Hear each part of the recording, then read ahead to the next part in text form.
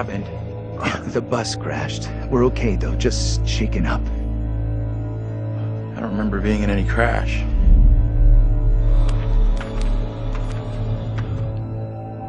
Well, here we are on set of Little Hope, part of the Dark Pictures Anthology. Tell me about the characters you play in the game. Yeah, very exciting. I play Andrew, who is a student on this trip to the town of Little Hope. You know this place? No. I mean, I don't think so. I also play Anthony and I play Abraham, all existing at different time periods in different places.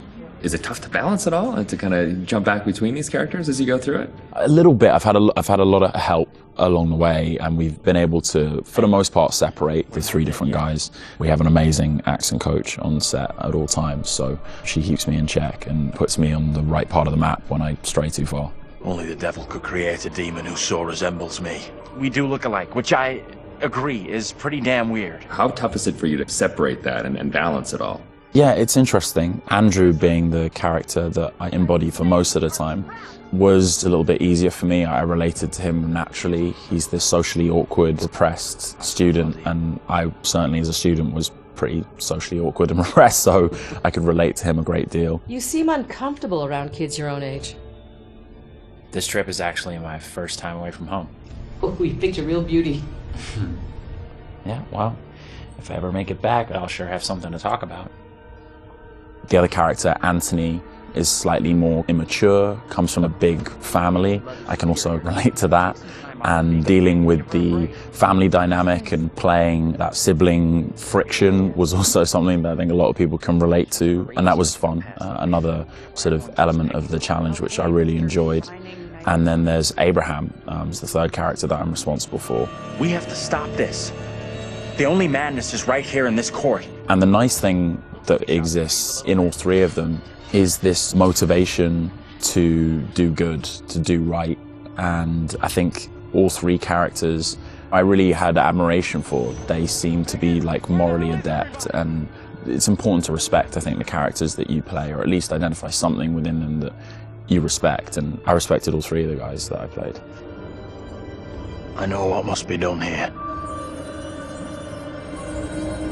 And they're all so very different, and even the level of the accents change between them. Is that something that's challenging to navigate? Yeah, that's been really fun. For me, it's been when playing Andrew, I've been doing a relatively neutral American accent, but we sort of base most of the action in New England, so it does lean towards the East Coast, and it doesn't take on too strong of a characterization in either direction. The vocal work for Anthony is similar to that, but because Anthony lives within the 1970s, there's been a little bit of tweaking to the accent in order to accommodate the times. And then Abraham's an entirely different accent.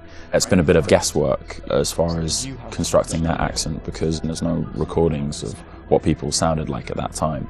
But I suppose the closest thing to it we imagine is a kind of Northern English accent. And my dad's from Yorkshire, so I've basically been ripping off what my dad sounded like when he was younger.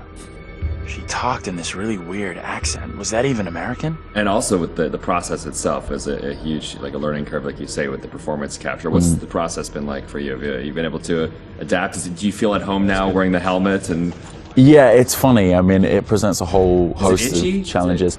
It can get a little uncomfortable. Okay. After a while, it can get a little uncomfortable. You never forget the first time you go for a wee wearing that headset, thinking, am I on some sort of screen somewhere in a studio right now? Can people see me weeing?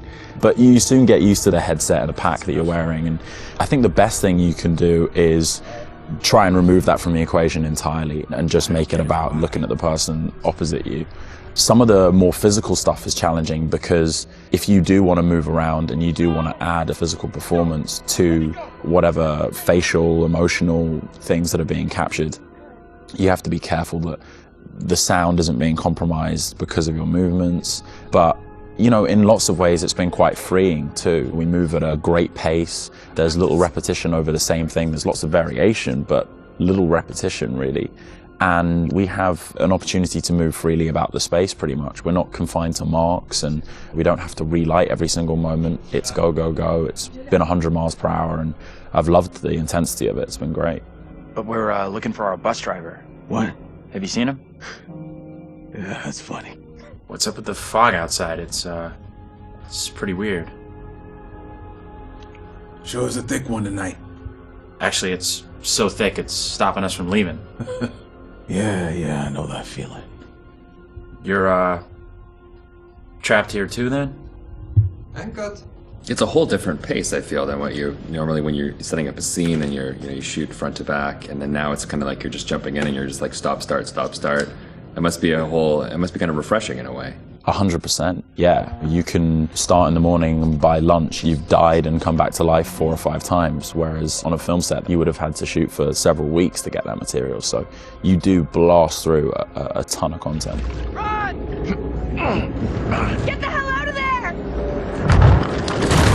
Look out! Yeah, it's gonna be really cool to see yourself in a video game. It's gonna be an incredible experience too. And then now your friends and family members can like play you in a game. That must be a whole weird feeling. Yeah, that is really weird.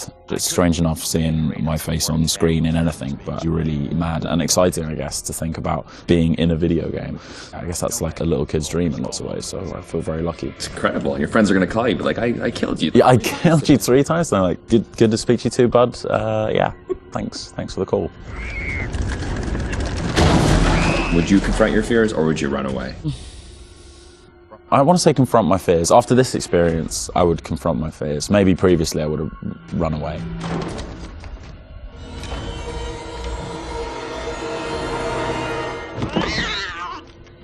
What kind of place is this? It's one of those things where what you think you'll do is different than what you probably actually. In the moment, yeah, 100%. Oh, I would confront my fears, and then you're gone. Gone. Yeah. And lastly, would you explore on your own or in a group?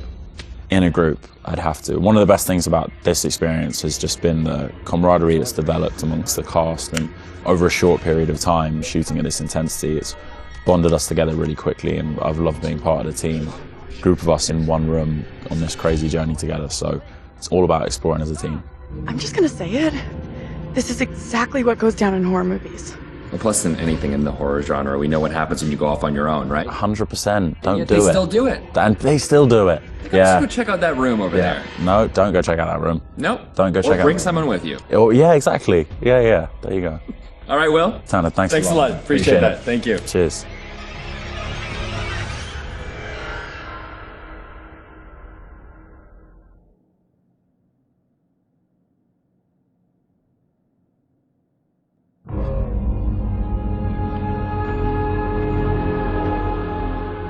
I just saw someone in the woods. Okay, very good. We're freaked. Who's there? Whoever you are, this isn't funny at all. The demons are an integral part of the story of Little Hope. It's the crux of a lot of the things that happen, and that informs a large part of what we're doing. The starting point for each of the demons was the style of execution. They're based on a character that gets killed. That then informs how the character behaves, how it moves, how it sounds, and those are all brought together to give us that convincing, terrifying demon. In order to make convincing demons, you need to ground them in nature. So what we do is we use our understanding of anatomy and our deep understanding of biomechanics and the principles of the way things move and the way things actuate, and we apply this to the demon design. We obviously start with the production design. The production design is a drowned demon. What we need to do then is look for extra reference. We have to look at stuff like autopsies. We'd look at what happens to the skin when it gets exposed to water for a long time. We have to look at creatures from underwater. We look at various types of fish. Loads of images and real-world reference helps, although it's slightly gruesome. This particular demon we're looking at is the one that's been hung. We didn't want to show the whole of this character, and right from the beginning we said, let's focus on the areas which are the most terrifying. And so the overall silhouette of the character was to be like this twisted rope. Her limbs had coiled, and so we were exaggerating the metaphor of this hanging. 1,000 years of being trailed along the ground, it had worn away her feet, the bones being worn down, the nails being broken off. She'd been in pain for a long time. The most key of all of the elements was the face and how we framed that, and that was that broken, twisted neck, one eye remaining, a tear coming out because it's that last remains of her soul. The noose was digging into her neck, and her tongue is actually so bloated and grown that actually became a feature for us in the game, that tongue actually becomes a grapple to get hold of some of the characters. To animate a demon, we would start with looking at how they walk or move forward. Some of them are dragging themselves. And then also how they would attack their victims, just flesh out the layout and the choreography of it. Mocap is a big help. Obviously, it's a lot faster than keyframing from scratch. So we decided to use it as a base for some of them. And then we would layer on top of that all the characteristics that bring them to life, even though they're dead. The Crush Demon in particular was difficult to work with because we weren't able to use motion capture footage. So that is going to be completely hand animated. So that meant we were really starting from scratch. All the other demons, we did use actors' footage. So we have a lot of actors with spikes tied to them, limping across the scene. Let's get the fuck out of here! On the Broke Demon, we asked the actor to use various props to try and achieve the sort of movement that we wanted. And I think he did a great job. It was really successful. We've had to, again, add on to that to help with the weight and the believability.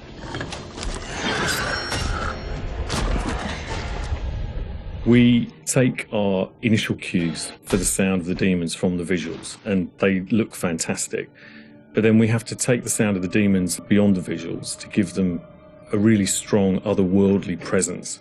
We need each of the demons to be individually recognizable whilst maintaining that uncomfortable unfamiliarity for the player. What is that thing? So at distance you might hear the chains clanking or the vocal screams.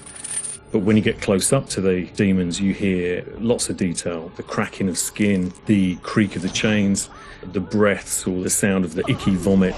We really want the player to feel the breath through the sound of the demon on their face.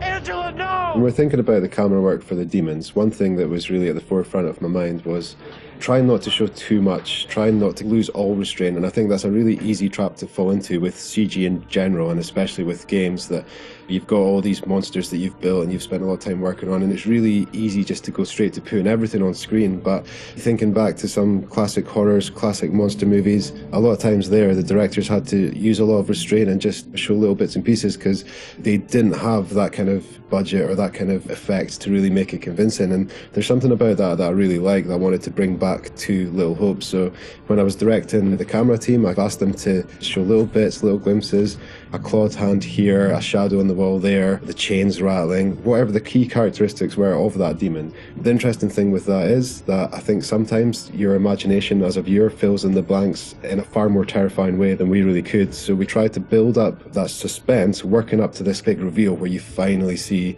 full on in the light this thing that's been hunting you down in all its gross, horrific glory. With the demon scenes, lighting definitely had a key part to play as well.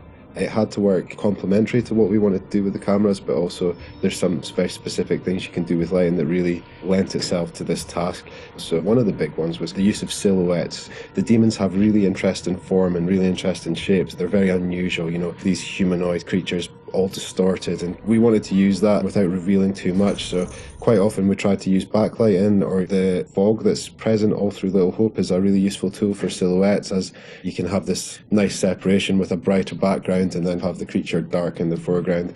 It was a nice way to make them feel even more gross than they really were. The Little Hope narrative is extremely multi-layered, and the demons not only represent the tortured souls of the characters, but they also represent the psychological trauma that humans can obtain through witnessing traumatic events. So when the game opens in the prologue and the main character is witnessing these traumatic events, we underscore this with really strong male Gregorian choir, which we use later in the game when the demons are attacking to really strengthen and reference that psychological trauma with the tormented souls of the characters. Run! Now! The broken demon's the most terrifying because of the way it moves. It's really unsettling because you can't anticipate where it's going to go next. All the limbs are breaking and it's all moving in a really erratic way. So if you were to try and escape from it, you wouldn't know where to go because it might go there or it might go over here. So that's the most terrifying in terms of unpredictability, I suppose, and having a deep effect on your psyche. Interestingly, when you work at Supermassive, you get immune to horror. That's one thing I've definitely noticed. The powers of horror somehow get lost in me every time I'm watching a horror movie. I don't get so scared anymore just because I see this stuff every day. But doing those demon scenes, I must admit, even watching them back as they were work in progress, it was always like fairly distressing and fairly horrific. So hopefully some of that comes across in the experience for the player too.